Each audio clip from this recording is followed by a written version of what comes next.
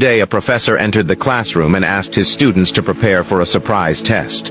They waited anxiously at their desks for the test to begin. The professor handed out the question paper with the text facing down as usual.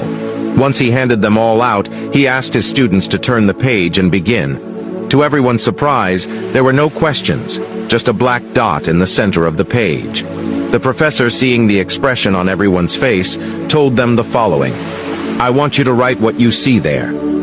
The confused students got started on the inexplicable task.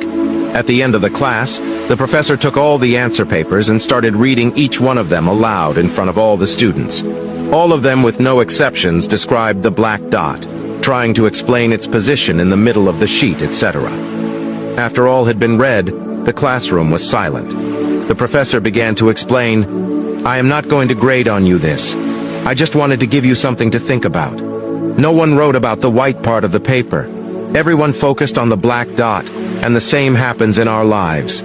We have a white paper to observe and enjoy, but we always focus on the dark spots.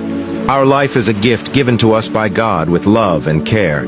We always have reasons to celebrate, nature renewing itself every day, our friends around us, the job that provides our livelihood, the miracles we see every day.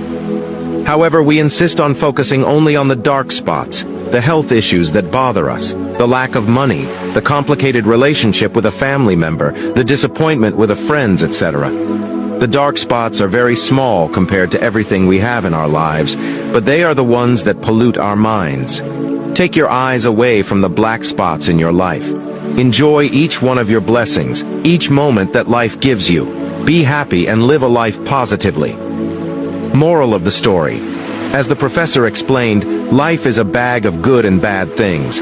We all have positives and negatives along the way, but we must always concentrate greater on the positives for a healthy and happy life.